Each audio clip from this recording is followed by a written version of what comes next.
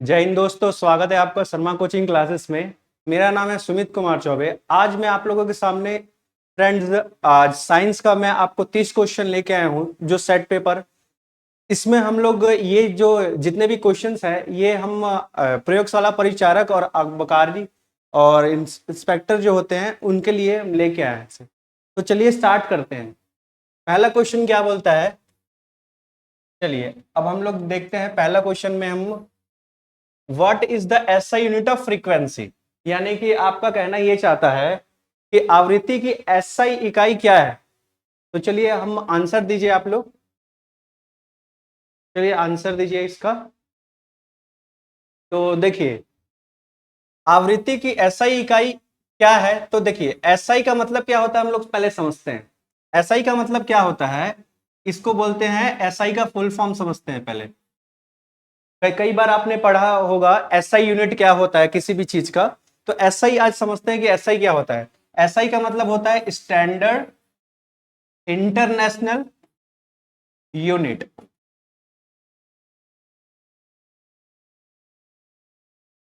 तो इसमें आवृत्ति की एसआई इकाई क्या है।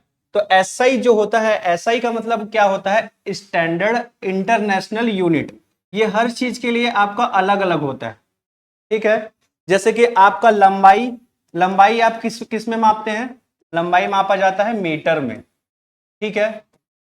कोई भी मतलब लिक्विड वाला जो फॉर्म होता है उसको हम लोग किस में देखते हैं, लीटर में। तो ये कौन डिसाइड किया है इसको, इसको किसने डिसाइड किया है, इसको डिसाइड किया गया है साइंटिस्ट के द्वारा। एसआई यूनिट बोला जाता है कि जिसका हर चीज का अलग अलग मेजर करने का यूनिट होता है। तो इस प्रश्न के हिसाब से क्या बोल रहा है, आवृत्ति की एक एसआई इकाई क्या है। तो आवृत्ति की एसआई इकाई होता है फ्रेंड्स हर्ट्ज होता है। क्या होता है, हर्ट्ज होता है, ठीक है। तो चलिए दूसरे क्वेश्चन की तरफ बढ़ते हैं।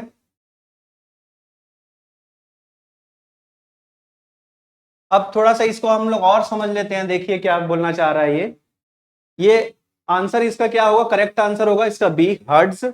और 1 हर्ट्ज बराबर होता है एक ऑसिलेशन पर सेकेंड, यानी कि एक कंपन सेकेंड। जैसे कि आपने कई बार देखा होगा कि जैसे हम कुछ भी बात बोलते हैं तो हमारी जो वॉइस की फ्रीक्वेंसी है अगर आप उसको मेजर करेंगे किसी मशीन पे तो आपने देखा होगा कि आपका इस तरीके से उसमें बना होता है। तो देखिए अगर हमारी वॉइस की फ्रीक्वेंसी अगर हाई होगी तो इस तरीके से कुछ आपका वो बनता है, इमेज बनता है। और वॉइस की फ्रीक्वेंसी अगर कम होगी यानी कि हमारी हम जो बोल रहे हैं उसकी जो साउंड होगा अगर वो कम होगा तो उस फ्रीक्वेंसी क्या होगी, कम होगी। और अगर हम लोग लाउड बोलेंगे तो फ्रीक्वेंसी कंपन क्या होगी उसका, हाई होगा। तो देखिए 1 हर्ट्ज बराबर क्या होता है, एक कंपन प्रति सेकंड। क्या होता है, एक कंपन प्रति सेकंड होता है, ठीक है। अब देखिए हर्ट्ज क्या होता है, आपने देखा होगा कि आप बचपन से 6th क्लास से पढ़ते आ रहे हैं कि जो भी साउंड चैप्टर में आपने ऑलरेडी इस चीज को पढ़ा होगा। साउंड चैप्टर में हम लोगों ने पढ़ा है कि हर्ट्ज पढ़ा है। तो जो ह्यूमन होते हैं, जो ह्यूमन होते हैं यानी कि इंसान होते हैं, उनकी जो सुनने की जो क्षमता होती है वो कहां से कहां तक की होती है फ्रेंड्स, 20 हर्ट्ज से 20,000 हर्ट्ज तक। कितनी होती है, 20 हर्ट्ज से 20,000 हर्ट्ज तक। इसके अगर ज्यादा अगर साउंड अगर आता है तो इंसान क्या बहरा हो सकता है, ठीक है। तो ये चीज आपने आपको याद रखना है, ठीक है। तो चलिए दूसरे प्रश्न की तरफ बढ़ते हैं। दूसरा प्रश्न हमारा क्या बोलता है, चलिए इसको मैं मिटा देता हूं, ठीक है। दूसरा प्रश्न की तरफ बढ़ते हैं हम लोग। चलिए दूसरा प्रश्न हमारा क्या कहता है, दूसरा प्रश्न हमारा ये कहता है, चलिए देखिए speed of sound is maximum in, ध्वनि का वेग सर्वाधिक किसमें होता है। आपने बचपन में पढ़ा होगा फ्रेंड्स, ये स्पीड स्पीड आपने चैप्टर, सॉरी साउंड चैप्टर आपने पढ़ा होगा। तो साउंड में आपने ये चीज देखा होगा कि स्पीड ऑफ साउंड यानी कि स्पीड ऑफ साउंड मैक्सिमम किस में होगा, एक होता है मिनिमम और एक होता है मैक्सिमम। तो मैक्सिमम किस में होगा, चलिए आंसर कीजिए इसका। तो मैक्सिमम जो इसमें होगा फ्रेंड्स वो आपका हो जाएगा स्टील में। ठीक है, स्टील में, किसमें होगा? स्टील में। अब देखिए, अब हम लोग ये जानते हैं कि स्टील में ही इसका साउंड मैक्सिमम क्यों होता है। देखिए, जब भी मैं आपको ना जो भी क्वेश्चन लेके आऊंगा अगली बार से जितने भी क्वेश्चन मैं सेट वाइज लेके आऊंगा फ्रेंड्स, उसमें मैं हर एक क्वेश्चन का आपको वाई बताऊंगा, बहुत ही अच्छे तरीके से मैं आपको एक्सप्लेनेशन करूंगा। तो आज ये साइंस का पहला क्लास है, तो इसमें आप थोड़ा सा आप कोऑपरेट कीजिएगा। फिर नेक्स्ट क्लास से हम लोग क्या करेंगे, जितने भी क्वेश्चन है उसको बहुत ही अच्छे तरीके से मैं एक्सप्लेन करूंगा, और इसमें भी आप एक्सप्लेन अच्छे से करेंगे।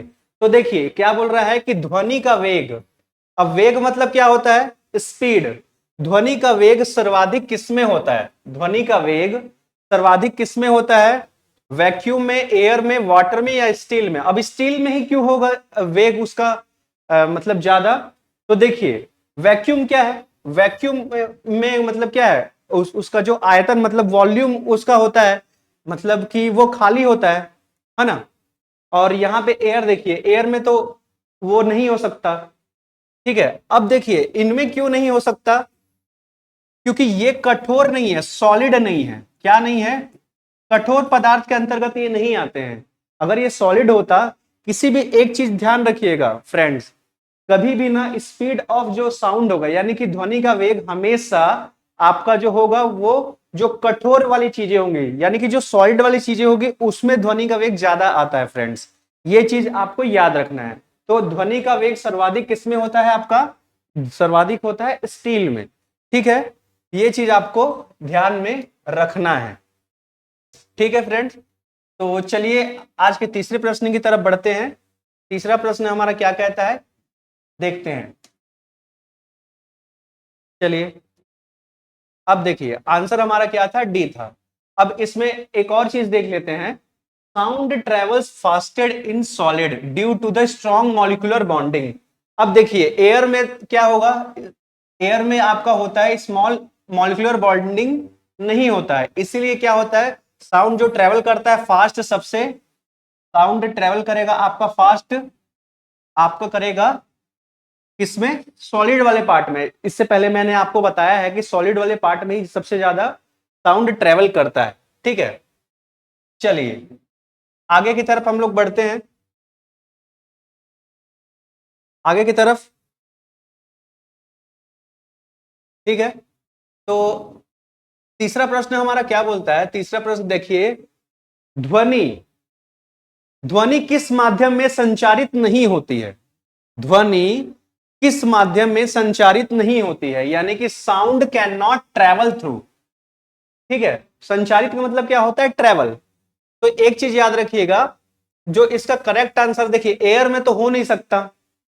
ठीक है, एयर में नहीं हो सकता, वाटर में भी नहीं हो सकता, और आयरन में भी नहीं हो सकता। ठीक है, ये तीनों में नहीं हो सकता। लेकिन आपका जो हो सकता है, ये आपका sound can not travel through vacuum से हो सकता है। ठीक है, मतलब कि क्या कहना चाहता है? ध्वनि किस माध्यम में संचारित नहीं होती है, यानी कि वो ट्रेवल नहीं कर सकती है। ठीक है, तो आपका जो करेक्ट आंसर है, वैक्यूम में ट्रेवल नहीं कर सकती है, क्योंकि जो उसके जो बॉन्डिंग होते हैं, मॉलिक्यूलर बॉन्डिंग जो होते हैं, वो दूर दूर होते हैं, इसलिए मतलब क्या है? और सॉलिड मतलब क्या होता है? स्ट्रॉन्ग इंटरमोलिकुलर बॉन्डिंग उसके क्या होते हैं? दूर दूर होते हैं, इसलिए क्या होता है? ये प्रॉपर तरीके से ये ध्वनि संचरित नहीं हो सकती है। ठीक है फ्रेंड्स, चलिए तीसरे प्रश्न की तरफ बढ़ते हैं। तो इसका करेक्ट आंसर होगा आपका सी। ठीक है, चलिए आगे प्रश्न की तरफ बढ़ते हैं। देखिए वैक्यूम होगा। अब वैक्यूम क्यों होगा? Sound requires a medium.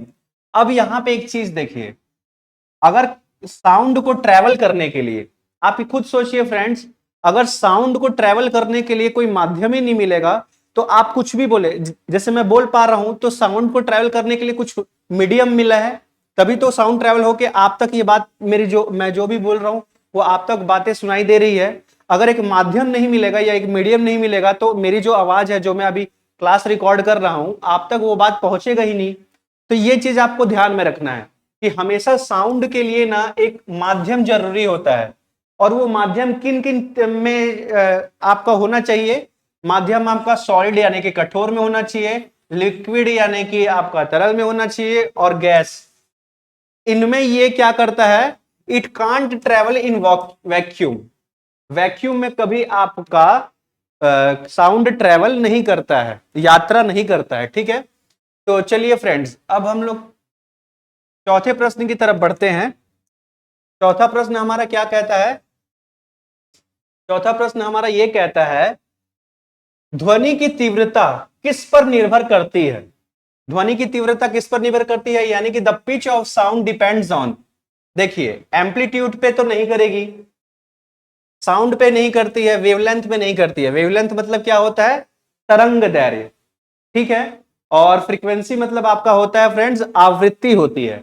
तो देखिए, ध्वनि की तीव्रता पिच किस पर निर्भर करती है। देखिए, अब मैं इसको फ्रीक्वेंसी पर ही क्यों करती है, देखिए मैं आपको बताना चाहता हूं। जैसे आपने देखा होगा, आप बचपन से पढ़ते आ रहे हैं साउंड चैप्टर में, एक आपका ग्राफ के माध्यम से टीचर्स आपको समझाते थे, ठीक है। जैसे कि हमारी साउंड की जो फ्रीक्वेंसी होगी, जैसे कि मैं आपसे अभी बात कर रहा हूं, इस साउंड की जो फ्रीक्वेंसी है, ये आपका कैसे होगा, साउंड की जो फ्रीक्वेंसी है, ये अगर आप लाउड बोलेंगे, ठीक है, तो जो आपकी ध्वनि की जो आवृत्ति है, जितना आप लाउड बोलेंगे ध्वनि की आवृत्ति उतना ही क्या होगी, ज्यादा होगी। और अगर आप थोड़ा सा लो मतलब वॉइस में बोलेंगे, तो ध्वनि की आवृत्ति क्या होगी, कम होगी, ठीक है। तो इस ऊपर वाले पार्ट को हम लोग क्या बोलते हैं, क्रेस्ट बोलते हैं, और नीचे वाले पार्ट को हम लोग क्या बोलते हैं, क्रस्ट बोलते हैं। ये आपने बचपन में पढ़ा होगा, ठीक है। और ये जितने भी साइकिल बनते हैं, इनके बीच का ये हमारा क्या होता है, इनके बीच को हमारा क्या बोलते हैं, इसको हम लोग जो एक सेकंड में जो ट्रेवल करता है, मतलब एक सेकंड में जितना ट्रेवल करता है, तो उसके वाला पार्ट को हम लोग क्या बोलते हैं, फ्रीक्वेंसी यानी कि आवृत्ति कहते हैं। और ये जितने भी ऐसे साइकिल बनेगा जब ऐसे ऐसे, तो इनके बीच का जो भी ये आपका डिस्टेंस है, इसको हम लोग वेवलेंथ बोलते हैं, ठीक है।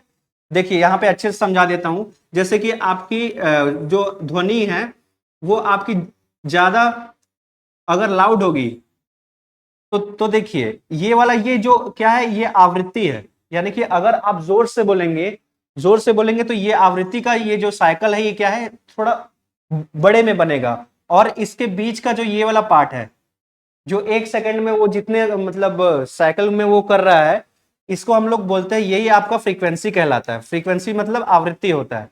और दो साइकिल के बीच में जो ये डिस्टेंस होता है, इसको हम लोग वेवलेंथ बोलते हैं। इंग्लिश में बोला जाता है वेवलेंथ, और हिंदी में बोला जाता है तरंग दैर्ध्य, ठीक है। ये चीज आपको ध्यान रखना है। तो ध्वनि की तीव्रता पिच किस पर निर्भर होती है, तो वो आपका हमेशा याद रखिएगा, वो होता है आपका फ्रीक्वेंसी में होती है, यानी कि आवृत्ति में होती है। ये चीज फ्रेंड्स आपको याद रखना है, ठीक है। चलिए दूसरे प्रश्न की तरफ बढ़ते हैं, ठीक है।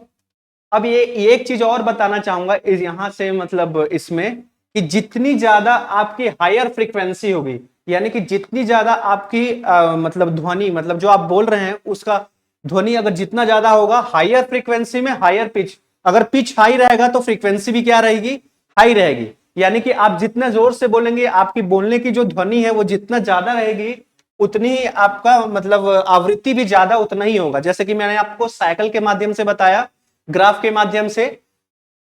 तो चलिए इसका करेक्ट आंसर आपका था बी।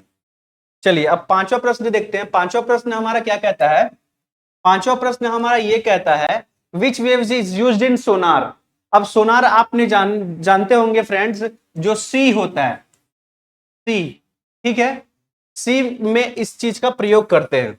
जैसे आपने देखा होगा, जितने भी सेलर होते हैं, सेलर यानी कि जहाज चलाने वाले जो होते हैं, उन वो सभी इस चीज का प्रयोग करते हैं, सोनार। अब उसमें आपको मैं बताता हूं, जैसे कि जहाज, एक नाविक जो होता है, वो नाविक जो अपना नाव चलाता है, तो वो जहां पे बैठता है, यानी कि जहां से वो चलाता है, उसको डेक बोलते हैं, ठीक है, डेक। तो यहां से जो चलाता है, तो वहां पे एक क्या होता है, बहुत सारे सिस्टम्स लगे होते हैं, रडार लगा होता है जिससे कि वो डायरेक्शन पता करे, और एक सोनार लगा होता है जिसमें वो ना अंदर की जितनी भी वस्तुएं हैं, या जितने भी एनिमल्स हैं जो समुद्र के अंदर है उसको वो पता लगाने के लिए होता है। तो देखिए इसमें क्या बोल रहा है, सोनार में कौन सी तरंग प्रयुक्त होती है। अब वो किस तरीके से, कौन सी ऐसी तरंग होगी जिस तरंग के माध्यम से वो नाविक को वो चीज पता चल पाएगा कि जो समुद्र के अंदर है क्या चीज है, कोई एनिमल्स है या कोई भी वस्तु है, क्या चीज है, वो उसके माध्यम से वो पता कर पाता है। तो एक चीज याद रखिएगा, सोनार में जो कौन सी तरंग प्रयुक्त होती है फ्रेंड्स, आंसर कीजिए आप इसका। तो सोनार में जो प्रयुक्त होता है अल्ट्रासोनिक वेव होता है। ठीक है, कौन सा वेव होता है फ्रेंड्स, अल्ट्रासोनिक वेव। तो ये चीज आपको ध्यान में रखना है। चलिए चलिए अब दूसरे प्रश्न की तरफ बढ़ते हैं। दूसरा प्रश्न हमारा क्या बोलता है, देखिए जो अल्ट्रासोनिक वेव्स होता है ना फ्रेंड्स, वो होता है हमारा, देखिए जो अल्ट्रासोनिक वेव होता है वो हमारा जो होता है 20,000 हर्ट्ज, 20,000 हर्ट्ज से ज्यादा होता है। Is use for detection the, देखिए मैंने अभी आपको बताया कि डिटेक्शन अंडर द वाटर, पानी के अंदर की जितनी भी चीजें होती हैं, अगर पानी के अंदर जो मतलब जलीय जो मतलब जंतु होते हैं, सॉरी, उनके बारे में पता लगाने के लिए ये होता है। जैसे कि मैंने अभी आपको बताया, अब इसकी जो फ्रीक्वेंसी रहेगी फ्रेंड्स वो रहेगा 20,000 हर्ट्ज से ज्यादा। 20,000 हर्ट्ज से क्या होता है, ज्यादा होता है, ये चीज याद रखिएगा। और ह्यूमन कितने तक, मतलब हियरिंग कैपेसिटी कितनी होती है उसके, सुनने की क्षमता कितनी होती है, तो मैंने आपको बताया कि सुनने की जो क्षमता है वो आपका फ्रेंड आपका होता है 20,000 से 20,000 हर्ट्ज तक का।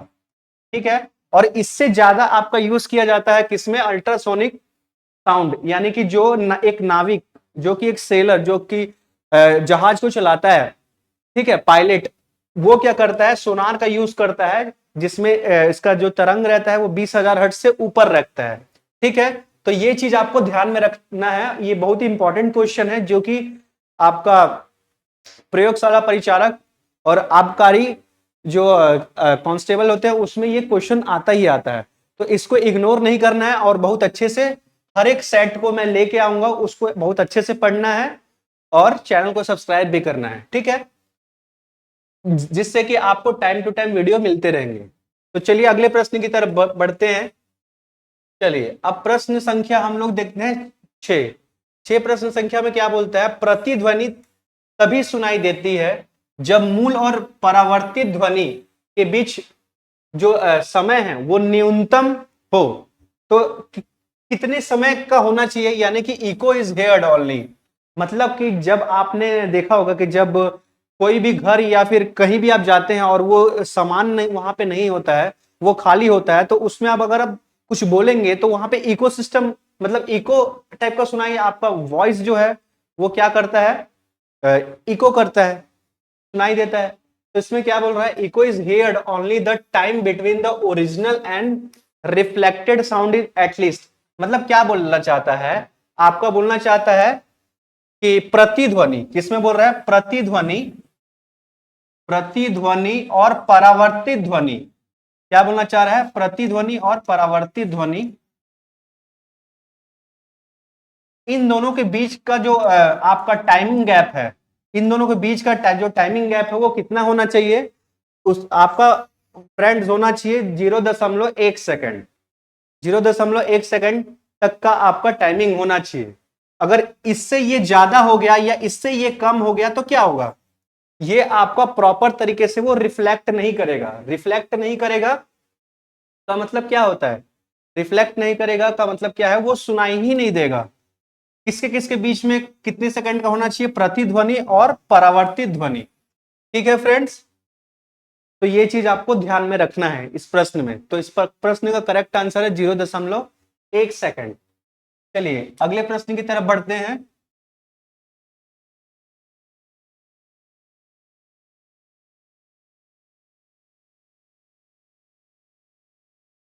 देखिए यहाँ पे लिखा भी हुआ है कि द ह्यूमन हेयर रिक्वायर, मतलब कि जो इंसान है उनका जो हियरिंग कैपेसिटी है उसमें ये डिस्टिंग्विश किया गया है, मतलब कि ये तुलना किया गया है दो साउंड के बीच में। अगर दो साउंड नहीं रहेगा तो इसकी हम तुलना नहीं कर सकते, ये चीज आपको ध्यान में रखना है फ्रेंड्स।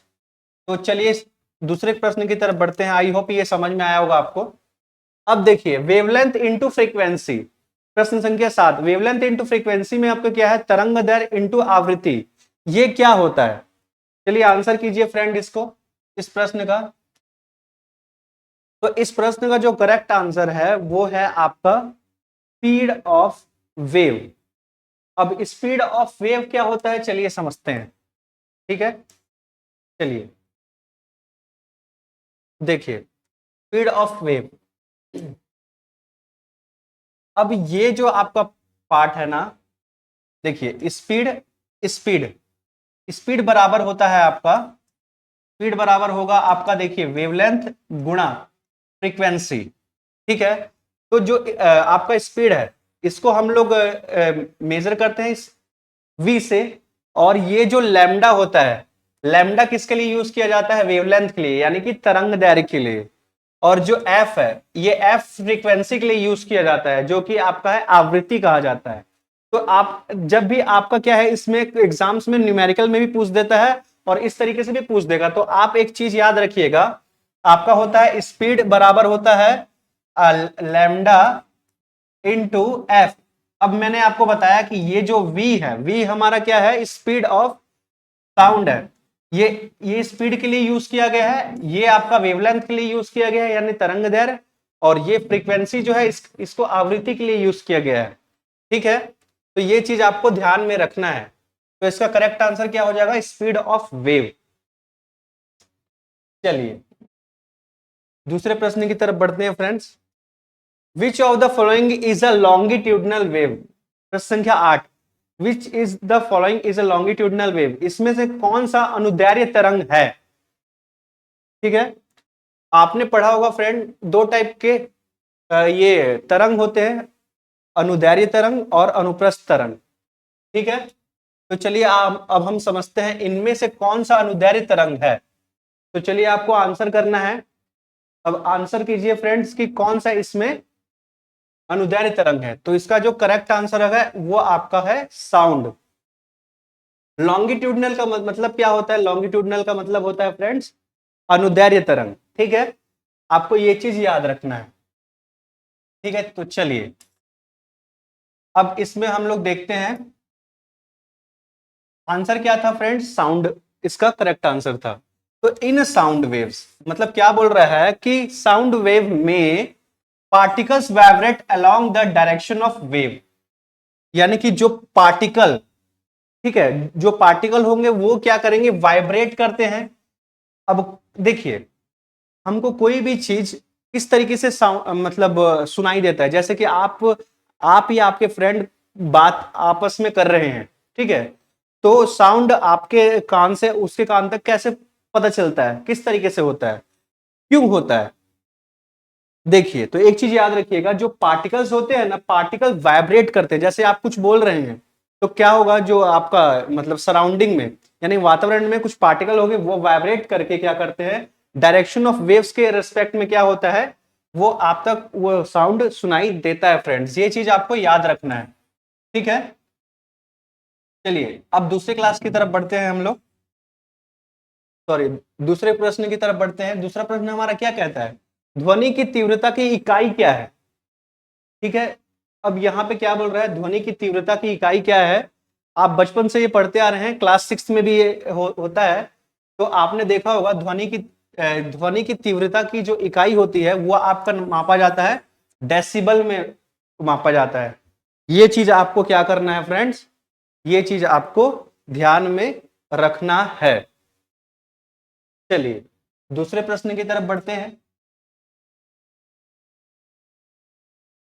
और इसका जो आपका एब्रीविएशंस है, अब आप बोलेंगे सर एब्रीविएशंस क्या होता है। देखिए डेसिबल को तो आपको एब्रीविएशंस में भी कई बार दे देता है। एब्रीविएशंस मतलब क्या होता है, किसी भी बड़ी चीज का शॉर्ट फॉर्म के लिए हम लोग इसको यहाँ पे एब्रीविएशन यूज करते हैं, ठीक है फ्रेंड्स। इसके लिए यूज करते हैं शॉर्ट फॉर्म के लिए। तो डेसिबल का जो एब्रीविएशंस है वो क्या है फ्रेंड्स, डीबी हम यूज करते हैं, ठीक है। ये चीज याद रखिएगा। चलिए क्वेश्चन नंबर हम लोग 10वें प्रश्न की तरफ बढ़ते हैं। अब ये हमें क्या कहता है, चलिए देखते हैं। क्या बोल रहा है, वायु में ध्वनि की गति, मतलब कि वायु में ध्वनि की गति कितनी होती है। ठीक है, तो देखिए आंसर कीजिए फ्रेंड्स इसका, वायु में ध्वनि की गति लगभग कितनी होती है। तो आप एक चीज आपको ध्यान में रखना है, करेक्ट आंसर है इसका फ्रेंड्स 343 मीटर पर सेकेंड, मीटर पर सेकेंड। अब ये चीज आप ध्यान में रखिएगा, दो टाइप के आपकी स्पीड होती है। ठीक है, गति दो टाइप की होती है, एक किलोमीटर पर आवर और एक होता है मीटर पर सेकेंड। तो ये क्या होता है, ये बड़ी यूनिट होती है, बड़ी इकाई होती है आपकी, ठीक है, गति की। तो इसमें आप कभी भी आपका क्वेश्चन है तो आपको किलोमीटर में भी ऑप्शन दिया रहेगा, किलोमीटर पर आवर में भी दिया रहेगा, तो आप इसको आपको मार्किंग नहीं करना है। अगर इसमें आपको मार्किंग कर दिया आपने कंफ्यूजन में तो ये आपका गलत हो जाएगा। तो इसकी जो गति की जो स्पीड की जो छोटी यूनिट होती है उसमें हम क्या करते हैं, वायु की ध्वनि की जो गति होती है हम छोटे इकाई में हम इसको देखते हैं, इसका मतलब होता है मीटर, और इसका प्रति सेकंड में हम इसको देखते हैं, ना कि किलोमीटर पर आवर में। तो ये चीज आपको ध्यान में रखना है फ्रेंड्स, ठीक है। तो इसका करेक्ट आंसर हो जाएगा 343 मीटर पर सेकेंड। ठीक है, चलिए अब दूसरे प्रश्न की तरफ बढ़ते हैं। ठीक है, अब एक चीज और भी ध्यान में रखना है इसमें, जो कि ये इंपॉर्टेंट है। कई बार यहाँ पे क्वेश्चन बना के आपको ऐसा भी करके दे देगा कि जो स्टैंडर्ड वैल्यू ऑफ साउंड होता है एयर में, ठीक है, तो एयर में कितनी होती है 343 मीटर पर सेकेंड एट 20 डिग्री सेल्सियस। अब ये बहुत ही ज्यादा क्या है, इंपॉर्टेंट है। ये क्या है, बहुत ज्यादा, ये बहुत ही ज्यादा इंपॉर्टेंट है। क्यों इंपॉर्टेंट है, क्योंकि अगर जो टेम्परेचर रहेगा 20 डिग्री सेल्सियस से अगर नीचे रहेगा तो जो ये स्पीड ऑफ एयर, जो स्टैंडर्ड वैल्यू ऑफ साउंड है ध्वनि की जो है एयर में, ये आपका 343 मीटर पर सेकंड नहीं होगा। 20 डिग्री सेल्सियस में ही फ्रेंड्स आपका हो जाएगा 343 मीटर पर सेकंड। तो ये चीज आपको ध्यान में रखना है। कई बार क्वेश्चन घुमा के भी पूछ देता है कि the standard value sound, the standard value of sound in air 343 eight which temperature, मतलब कौन से तापमान पे जो आपका ध्वनि की जो तीव्रता है वो आपका होगा। तो यहां पे क्या है 343 मीटर पर सेकंड एट 20 डिग्री सेल्सियस। चलिए 11वां प्रश्न देखते हैं। 11वां प्रश्न में हमको क्या बोलता है फ्रेंड्स, कि ध्वनि का वेग किस पर निर्भर करता है, यानी कि speed of sounds is depends on which. तो आपका ध्वनि की वेग किस पर निर्भर करता है फ्रेंड्स, देखिए टेम्परेचर ऑफ मीडियम। अब टेम्परेचर ऑफ मीडियम क्या है, माध्यम, तापमान का माध्यम होगा इसका। हिंदी में अगर देखेंगे तो क्या हो जाएगा, तापमान का माध्यम। ठीक है, तापमान का माध्यम में होगा, या फिर density in of density of medium. ठीक है, डेंसिटी, डेंसिटी को क्या बोला जाता है हिंदी में, घनत्व बोला जाता है। ठीक है, डेंसिटी ऑफ मीडियम यानी कि माध्यम घनत्व का, या फिर elasticity of medium. Elasticity of medium का मतलब क्या होता है, जैसे कि आप कोई रबड़ लेते हैं तो रबड़ को अगर खींचेंगे तो एक खिंचाव जो पार्ट होता है वो एक लिमिट तक होता है ना। तो इसमें क्या बोल रहा है कि medium of elasticity of medium, तो ये होगा या ऑल ऑफ दिस होगा। तो एक चीज याद रखिएगा, जो स्पीड ऑफ साउंड है यानी कि जो ध्वनि का जो वेग है वो इन सब पे निर्भर करता है, ये आपको ध्यान में रखना है। ठीक है फ्रेंड्स, तो ये चीज आपको ध्यान में रखना है। तो चलिए दूसरे प्रश्न की तरफ बढ़ते हैं। हर एक प्रश्न में आपको एक्सप्लेनेशन मिलेगा, ठीक है। देखिए अब इसमें क्या बोल रहा है, ऑल ऑफ दिस इसका आंसर होगा। और इसमें क्या बोल रहा है कि depends on the elasticity and density and also temperature. Elasticity friends मैंने आपको बताया, डेंसिटी मतलब आपका ये होता है घनत्व, और टेम्परेचर मतलब तापमान होता है। तो इन सब पे वो क्या करेगा फ्रेंड्स, डिपेंड करेगा। ठीक है, चलिए अब हम लोग देखते हैं क्वेश्चन नंबर 12 क्या बोलता है, ध्वनि की कौन कौन सी विशेषता आयाम यानी कि एम्पलीट्यूड पर निर्भर करती है। ठीक है, तो चलिए आंसर करेंगे इसका। तो इसका फ्रेंड करेक्ट आंसर होगा लाउडनेस में। ठीक है, क्या बोल रहा है, ध्वनि की कौन सी विशेषता आयाम पर निर्भर करती है। अब आयाम पर ही क्यों करेगी, आयाम पर यानी कि एम्पलीट्यूड पर ही क्यों करेगी? एम्पलीट्यूड पे इसलिए करती है क्योंकि पिच तो आपका वो दिखाता है ना कि वॉइस की फ्रीक्वेंसी क्या है। जब आप किसी भी मशीन में अगर आप जैसे आपने देखा होगा स्टेज शो पे जो भी गायक होते हैं उनकी जो वॉइस की फ्रीक्वेंसी देखते हैं उसकी पिच लेवल क्या है वो, तो इसमें क्या करेगा, इसमें ये आपका आयाम निर्भर नहीं करता है।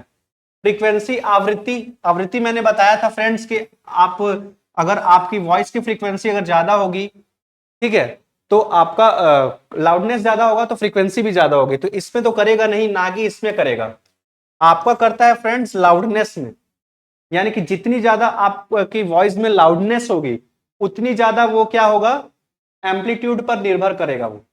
ठीक है, ये चीज आपको ध्यान में रखना है फ्रेंड्स। ठीक है, तो देखिए अब आपको मैं एक टेक्निक सिखाता हूं। जब भी एग्जाम में अगर आपको नहीं समझ में आ रहा है कि उसका क्वेश्चन का आंसर क्या है, तो आपको क्या करना है, लॉजिकल गैस करना है।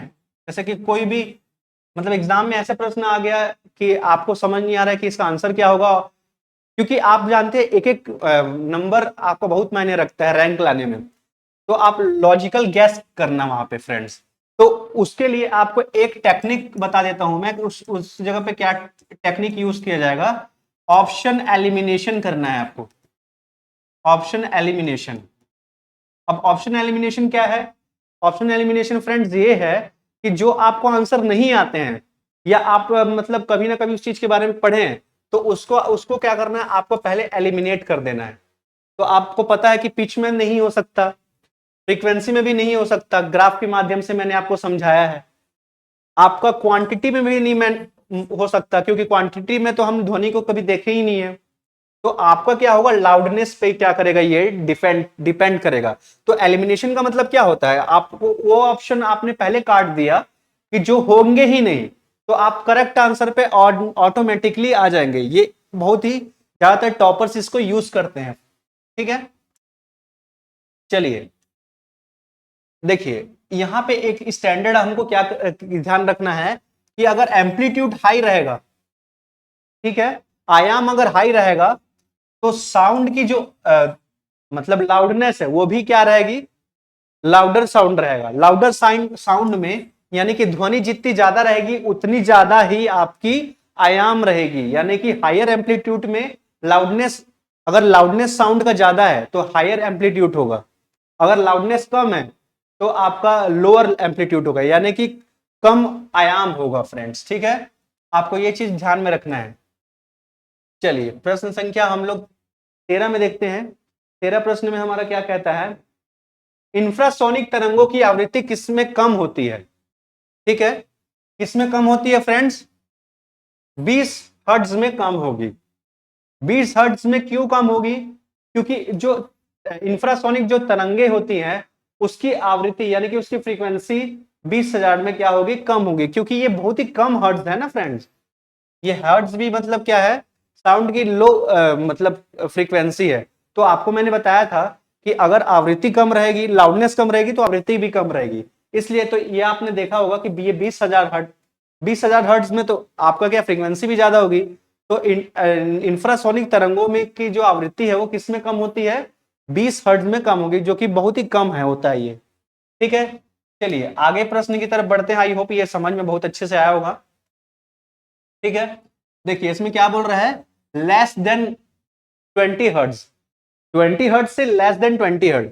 ये किसको शो करता है फ्रेंड्स, ये वाला जो एरो है ये शो करता है आपका ग्रेटर देन, यानी कि बड़ा है। और ये वाला जो आपका ये साइन है ये किसको शो करता है, स्मॉलर देन, यानी कि छोटा है। तो यहां पे देखिए 20 हर्ट्ज या 20 हर्ट्ज से कम में आपका क्या होगा, जो ऑडिबल जो है, नॉर्मल ऑडिबल जो इंसान की जो ऑडिबल क्षमता है यानी कि सुनने की जो क्षमता है वो 20 हर्ट्ज से 20,000 हर्ट्ज तक रहता है। ठीक है, और अल्ट्रासोनिक में क्या रहता है, 20,000 हर्ट्ज से ज्यादा रहता है फ्रेंड्स। ठीक है, तो चलिए आगे प्रश्न आगे की तरफ बढ़ते हैं हम। 14वां प्रश्न हमारा क्या कहता है, चलिए इसका आंसर कीजिए। इसका आंसर क्या करना है, bats use which type of sound locate prey, यानी कि चमगादड़ शिकार खोजने के लिए किस प्रकार की ध्वनि का प्रयोग करता है। यानी कि जो चमगादड़ होते हैं वो खोजने के लिए, शिकार को खोजने के लिए किस प्रकार की ध्वनि का प्रयोग करते हैं। चलिए आंसर कीजिए इसका फ्रेंड्स। तो इसका जो करेक्ट आंसर है वो चीज आपको एक चीज याद रखना है, इसका जो करेक्ट आंसर है वो आपका है अल्ट्रासोनिक। क्या है फ्रेंड्स? अल्ट्रासोनिक है। ठीक है, चलिए आगे की तरफ बढ़ते हैं हम।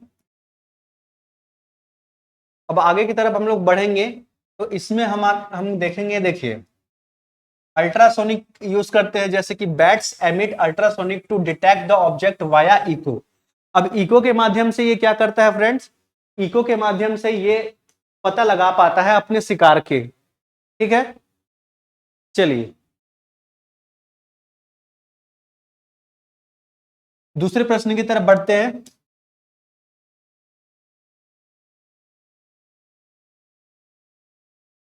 चलिए दूसरे प्रश्न की तरफ बढ़ते हैं हम।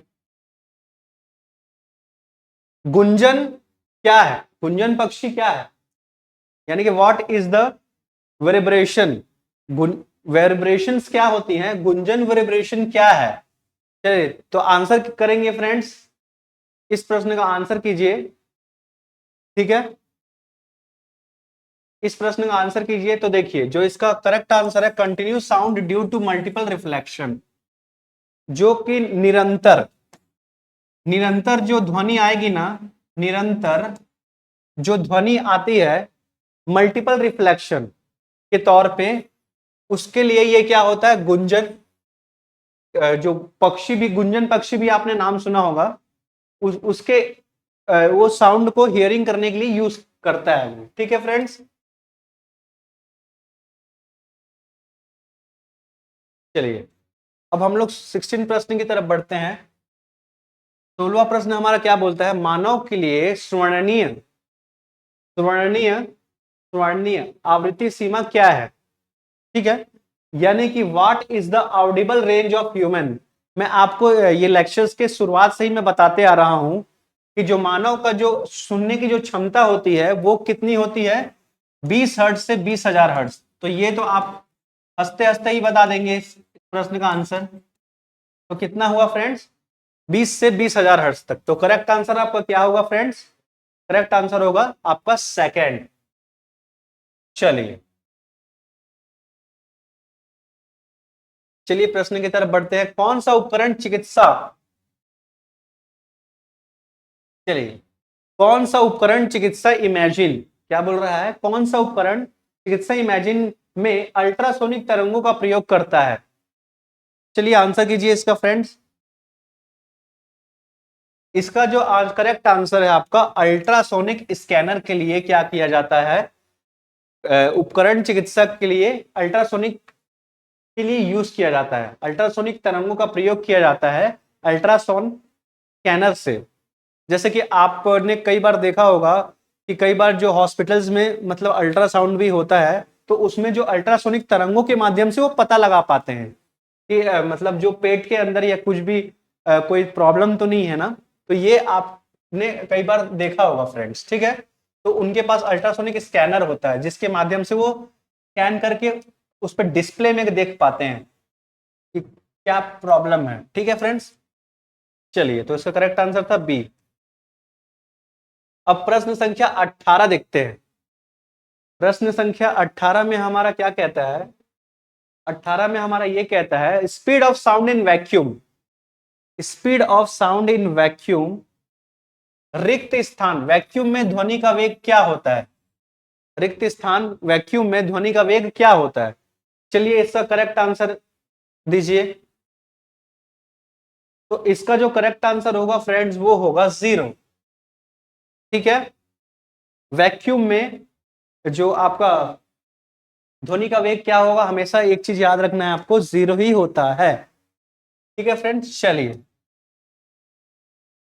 नेक्स्ट प्रश्न की तरफ बढ़ते हैं। 19वें प्रश्न। इस लेक्चर में फ्रेंड्स आपका 30 क्वेश्चन में आप कराऊंगा जो कि मोस्ट इंपॉर्टेंट है, जो कि एग्जाम्स में आया ही आया है। तो वो मैं करा रहा हूं और उसका एक्सप्लेनेशन भी करा रहा हूं। ये आपका साइंस का पहला क्लास है। अगली क्लास से आपको मतलब बहुत ही अच्छे तरीके से और एक्सप्लेन किया जाएगा। और जो भी इसका जो आपका क्या फीडबैक होगा कि आपको कैसा लगा ये वीडियो, उसका फीडबैक आप जरूर दीजिएगा कमेंट सेक्शन में। और इसके जो प्रिंटेबल पीडीएफ है वो मैं सर को बोल के मतलब डलवा दूंगा। आप टेलीग्राम से इसको प्राप्त कर सकते हैं और अपनी जो तैयारी को है बहुत अच्छे से बूस्ट अप कर सकते हैं। तो चलिए इस प्रश्न का 19th प्रश्न देखते हैं, क्या बोल रहा है, इनमें से कौन ध्वनि का विशेषता नहीं है। नहीं, एक चीज आपको ध्यान में देना है कि जब भी आप एग्जाम में बैठे हैं तो ये क्या होता है कि हम नहीं को छोड़ देते हैं और आगे बढ़ जाते हैं, जिसकी वजह से हमारा आंसर क्या हो जाता है, गलत हो जाता है। तो क्या बोल रहा है कि इनमें से कौन सी ध्वनि की विशेषता नहीं है, यानी कि जो ध्वनि से संबंधित नहीं रखता है, इनमें से कौन है, एम्पलीट्यूड। एम्पलीट्यूड मतलब होता है आयाम, आयाम तो संबंधित रखता है ध्वनि से, तो ये तो होगा नहीं, तो इसको आपको ऑप्शन एलिमिनेशन से आप इसको हटा सकते हैं। फ्रीक्वेंसी यानी कि आवृत्ति, आवृत्ति भी क्या होता है, ये ध्वनि इसका हम लोग इसमें पढ़ते हैं। वेवलेंथ, वेवलेंथ मतलब क्या होता है, तरंग दैर्घ्य, इसको भी हम लोग पढ़ते हैं ध्वनि के लिए, लेकिन पढ़ते किसको नहीं है, टेम्परेचर को, यानी कि तापमान ध्वनि से रिलेट नहीं रखता है, मतलब उसके कैरेक्टरिस्टिक्स में नहीं आता है, यानी कि उसकी विशेषता में नहीं आता है तापमान। ठीक है, तो आपको इसको हम, अगर आप किसी भी पर्सन को अगर ये क्वेश्चन पता होगा, ये नॉर्मल क्वेश्चन है, अगर किसी को नहीं भी पता होगा तो वो ऑप्शन एलिमिनेट करके सही आंसर तक पता कर सकता है। एम्पलीट्यूड नहीं होता है, एम्पलीट्यूड होता है, फ्रीक्वेंसी होता है, वेवलेंथ होता है, यानी कि आयाम होता है, आपकी आवृत्ति होती है, और तरंग दैर्घ्य होता है। होता क्या नहीं है, टेम्परेचर, यानी कि तापमान इसकी विशेषता नहीं होती है। ठीक है फ्रेंड्स, तो इस चीज को आपको क्या करना है, याद रखना है।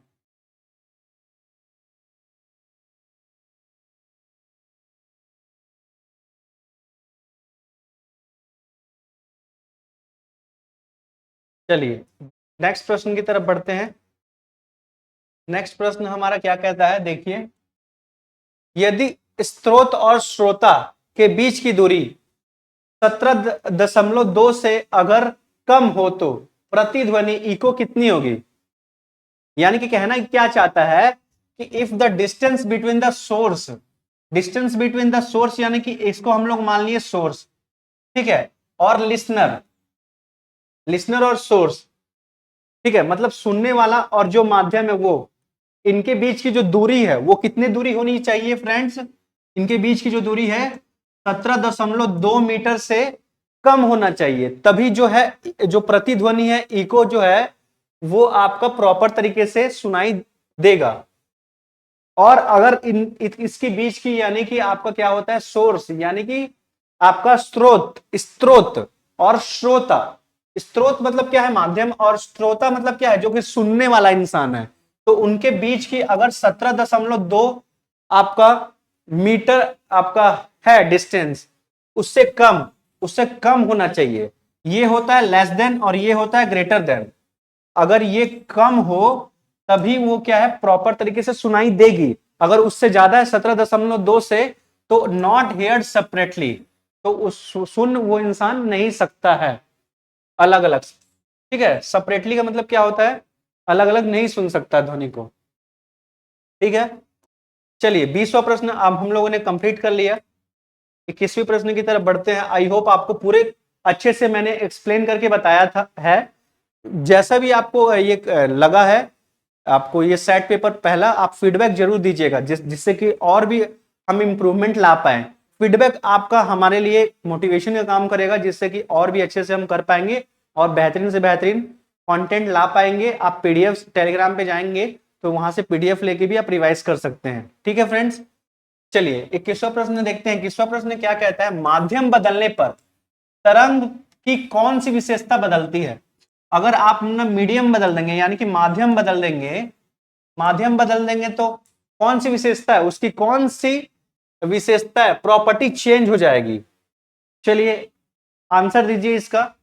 यानी बोल रहा है माध्यम बदलने पर जो तरंग की कौन सी विशेषता बदल जाती है।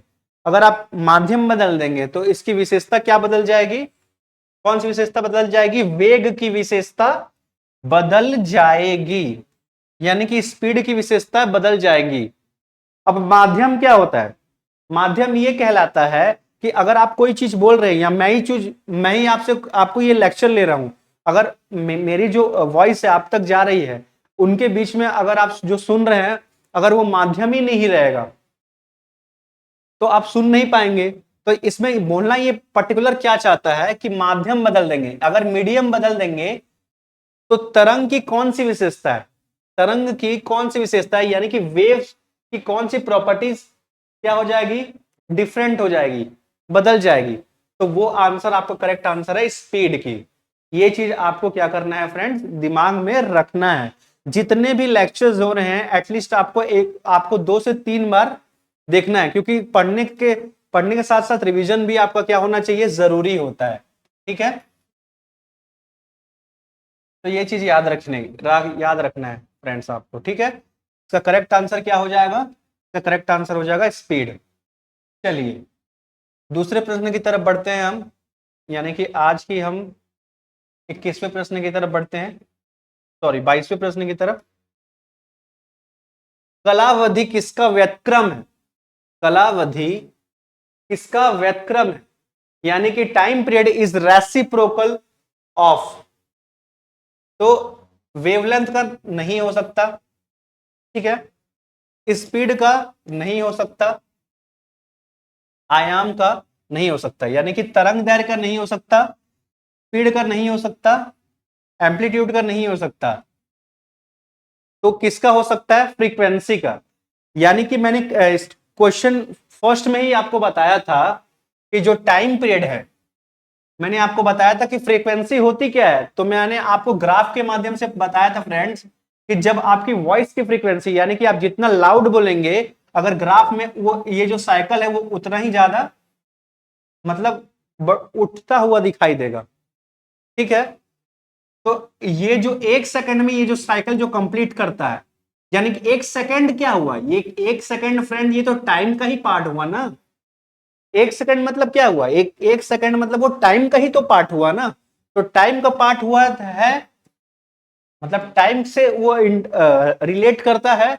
तो जो फ्रीक्वेंसी जो होगी ना, फ्रीक्वेंसी जो होगी, ठीक है, आवृत्ति जो होगी वो टाइम पे क्या करेगी, व्युत्क्रम होती है। अब व्युत्क्रम मतलब क्या होता है, फ्रीक्वेंसी व्युत्क्रम आपने पढ़ा होगा हिंदी मीडियम वाले, व्युत्क्रम और समानुपात, समानुपाती और व्यतक्रमानुपाती आपने पढ़ा होगा, और इंग्लिश मीडियम वाले में डायरेक्टली प्रोपोर्शनल और इनवर्सली प्रोपोर्शनल पढ़ा होगा। तो इसका जो वो होता है आपका कलावधि किसका व्यतक्रम है, यानी कि 1/T, यानी कि टाइम का, यानी कि आपका ये फ्रीक्वेंसी हुआ, यानी कि आपकी आवृत्ति हुई, वो किसका व्यतक्रम होता है, व्यतक्रम में हम ऐसे लिखते हैं 1/T लिखेंगे। ठीक है, समझ में आया फ्रेंड्स? ठीक है, आई होप ये समझ में आ गया होगा। ठीक है, चलिए चलिए आगे प्रश्न की तरफ बढ़ते हैं। आई होप बहुत अच्छे से समझ में आया होगा आपको, तो मैं क्लियर कर देता हूं। ठीक है, चलिए अब हम लोग चलते हैं 23वें प्रश्न की तरफ, 23वें प्रश्न की तरफ बढ़ते हैं। देखिए एक चीज आपको याद रखना है, अगर टाइम जो होगा वो किसके व्युत्क्रमण होगा, एफ के। ठीक है, और इसका उल्टा भी आप लिख सकते हैं, एफ ये हो जाएगा इसके। ठीक है, ये चीज आपको ध्यान में रखना है। ठीक है फ्रेंड्स, चलिए इसको मैं हटा देता हूं और आगे प्रश्न की तरफ बढ़ते हैं। चलिए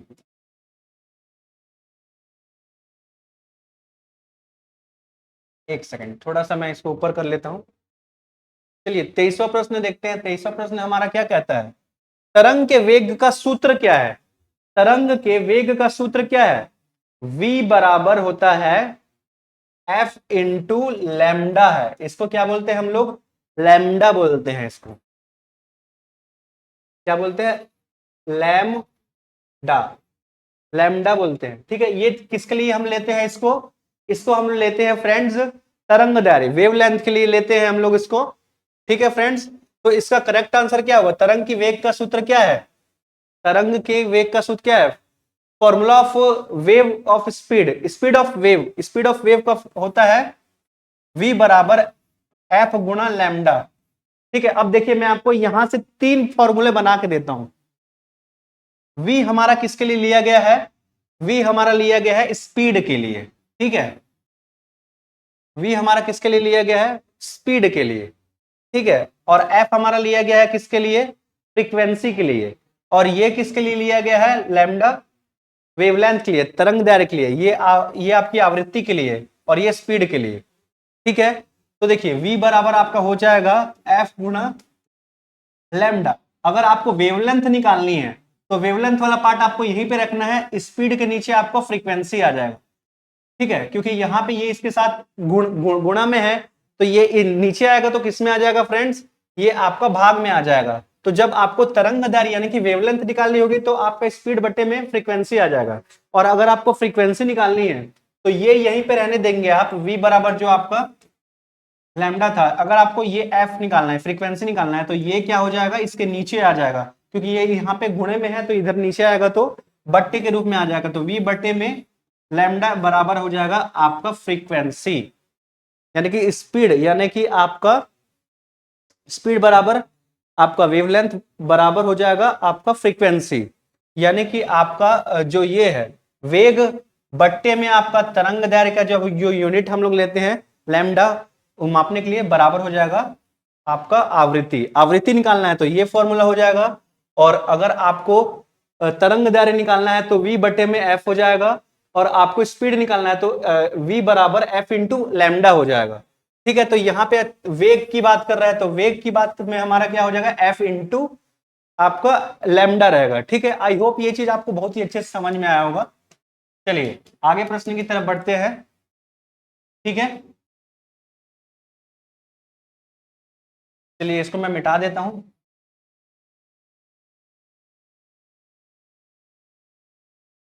चलिए दूसरे प्रश्न की तरफ बढ़ते हैं।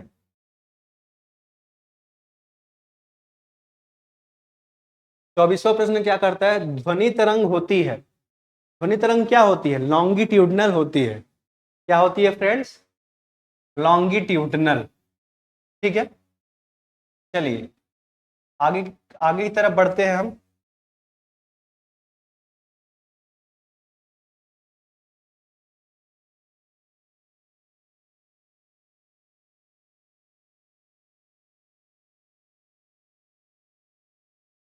चलिए इस प्रश्न का आंसर कीजिए, क्या है? प्रति सेकंड संपीड़न, संपीड़न की संख्या को क्या कहते हैं? यानी कि the number of compressions, the number of compressions पर सेकंड इज कॉल्ड फ्रीक्वेंसी। क्या कहा जाता है फ्रेंड्स? फ्रीक्वेंसी कहा जाता है। ठीक है, यानी कि मैंने आपको शुरुआत से मैं बताते आ रहा हूं कि जो कि ध्वनि की जो आपकी फ्रीक्वेंसी है वो आपका क्या आता है? प्रति सेकंड, यानी कि 1 सेकंड में ये जितना सर्कल आपका कंप्लीट करता है, ठीक है, संपीड़न का, उसको हम लोग क्या बोलते हैं?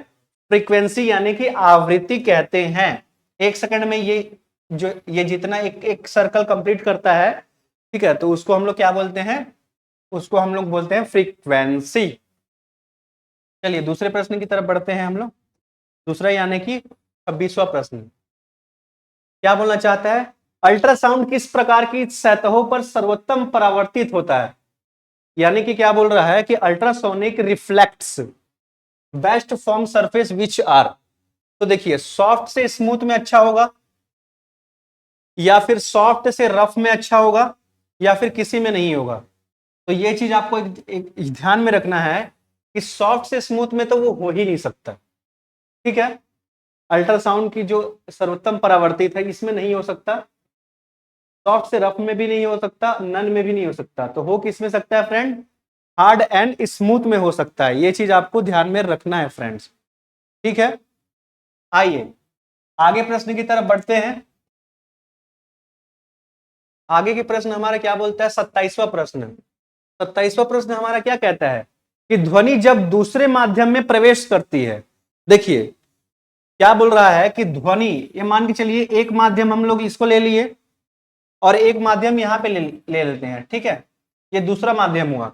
तो क्या बोल रहा है कि ध्वनि जब दूसरे माध्यम में प्रवेश करती है, अब मैं आपको डायग्राम के माध्यम से बताता हूं, ये पहला माध्यम हुआ, ये दूसरा माध्यम हुआ।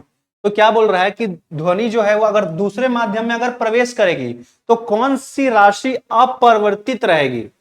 अपरिवर्तित रहेगी मतलब क्या होगी? वो चेंज नहीं हो सकती। तो ऐसी कौन सी मतलब होती है, क्या बोलते हैं, प्रवृत्ति होती है, क्वांटिटी होती है जो चेंज नहीं हो सकती? तो देखिए, स्पीड तो चेंज हो सकता है, वेवलेंथ भी चेंज हो सकता है, यानी कि वेग चेंज होगा, आपका तरंग दैर्घ्य चेंज होगा, और आयाम चेंज होता है। क्या चेंज नहीं होता है? एक माध्यम से अगर दूसरे माध्यम में ध्वनि ट्रेवल करेगी तो क्या अपरिवर्तित रहेगा? फ्रीक्वेंसी अपरिवर्तित रहती है। ये चीज आपको ध्यान में रखना है, यानी कि आवृत्ति जो होती है फ्रेंड्स, वो क्या रहती है? अपरिवर्तित रहती है। बहुत ही मोस्ट इंपॉर्टेंट ये क्वेश्चंस लेके आए हूं फ्रेंड, जो कि एक भी छोड़ के नहीं जाना है आपको, और रिवाइज जब बार बार करना है। तो चलिए नेक्स्ट प्रश्न की तरफ बढ़ते हैं। आई होप ये बहुत ही अच्छे से आपको समझ में आया होगा। 28वां प्रश्न की तरफ बढ़ते हैं। तो 28वां प्रश्न क्या बोलता है? ध्वनि की तीव्रता मापने वाला यंत्र कौन सा है? ध्वनि की जो तीव्रता मापा जाता है वो कौन सा है फ्रेंड्स? तो देखिए, गैल्वेनोमीटर करंट के लिए यूज किया जाता है, ठीक है। बैरोमीटर आपका यूज किया जाता है भूकंप की तीव्रता के लिए। कैलोरीमीटर हम यूज करते हैं एनर्जी के लिए, और ऑडियोमीटर यूज करते हैं किसके लिए? तो देखिए, आप ऑप्शनल एलिमिनेशन से इस पे जा सकते हैं। बैरोमीटर तो ये होगा नहीं क्योंकि ध्वनि की बात कर रहा है, कैलोरीमीटर भी होगा नहीं, और गैल्वेनोमीटर भी नहीं होगा क्योंकि ये आपका विद्युत के लिए यूज होता है। तो आपका करेक्ट आंसर क्या हो जाएगा? ऑडियोमीटर। इस अगर आपको कोई क्वेश्चन नहीं बन रहा है तो आप एग्जाम में क्या करेंगे फ्रेंड्स? ऑप्शन एलिमिनेशन करेंगे। तो जो आपको लगता है कि वो नहीं हो सकता उसको काट दीजिए, तो आप करेक्ट आंसर पर तुरंत की तुरंत पहुंच जाएंगे। तो चलिए स्टार्ट कर हम लोग 29वां प्रश्न, ठीक है। 500 हर्ट्ज की ध्वनि क्या बोलता है? 500 हर्ट्ज की ध्वनि, यानी कि 500 हर्ट्ज की ध्वनि। चलिए, 500 हर्ट्ज की ध्वनि तरंग की तरंग दैर्घ्य 0.68 मीटर है, तो वेग कितना होगा? क्या बोल रहा है? A sound wave frequency is 500 hertz has wavelength is 0.8 metre, its speed is. मैंने आपको थोड़ा देर पहले एक फॉर्मूला बताया था, याद कीजिए। मैंने फॉर्मूला में क्या बताया था कि V बराबर क्या होता है? V बराबर आपका होता है lambda divide by, sorry, lambda into F होता है। ये आपको मैं बताया था, मैंने आपको बताया था फ्रेंड्स। चलिए इसको मिटाता हूं। क्या होता है? स्पीड जो होता है, क्या बोलते हैं, साउंड का आपका जो स्पीड होता है, तो इसमें क्या होता है? स्पीड के लिए हम लोग V यूज कर रहे थे। क्या यूज कर रहे थे? V। तो V बराबर आपका क्या होता है? फ्रीक्वेंसी इंटू लैम्डा होता है। तो इसमें हमको क्या बोल रहा है कि आप वेग क्या होगा? तो वेग के लिए तो हम लोग यही यूज करेंगे ना। तो आप क्या करेंगे? इन दोनों को आपको क्या करना है? गुणा करके आंसर लेके आ जाना है। तो वेग आपका निकल के आ जाएगा, और वेग जो निकल के आएगा वो किस में आएगा? मीटर पर सेकंड में आएगा, छोटे यूनिट में आएगा, वेग की छोटी इकाई में आएगा, जो कि आपका करेक्ट आंसर हो जाएगा 340 मीटर पर सेकंड। 340 मीटर पर सेकंड हो जाएगा, ठीक है। तो ये चीज आपको ध्यान में रखना है फ्रेंड्स, ठीक है। आई होप ये सारे प्रश्न आपको बहुत ही अच्छे से क्लियर हुए होंगे फ्रेंड्स। चलिए अब नेक्स्ट प्रश्न की तरफ बढ़ते हैं, जो कि इस, देखिए मैंने आपको थोड़ी देर पहले ही बताया कि जो ये आपका क्या हो जाता है, ये आपका स्पीड के लिए यूज किया जाता है, और ये आपका आवृत्ति के लिए, यानी कि ये वेग के लिए, ये आपका आवृत्ति के लिए, और ये तरंग दैर्घ्य के लिए, यानी कि इंग्लिश में भी देख लेते हैं, ये आपका स्पीड के लिए, ये आपका फ्रीक्वेंसी के लिए, और ये वेवलेंथ के लिए, ठीक है। तो मैंने आपको बताया कि आपस में ये दोनों गुणा होने पर आपका कितना आंसर आ जाएगा? 340 मीटर पर सेकेंड में आपका ये आंसर आ जाएगा। चलिए इस आपका लेक्चर का जो सेट पेपर का जो लेक्चर है साइंस का, उसका लास्ट प्रश्न की तरफ देखते हैं, जो कि 30वां है। क्या है? सोनार में अल्ट्रासाउंड का प्रयोग होता है। अभी मैं क्वेश्चन के शुरुआत में ही बताया था कि सोनार पे यूज कहां पे किया जाता है। सोनार जो होता है फ्रेंड्स, वो नाविक यूज करता है, यानी कि जो सेलिंग करता है, जो नाव का पायलट होता है, जहाज का जो पायलट होता है, वो यूज करता है किस लिए यूज करता है? जो समुद्र के अंदर,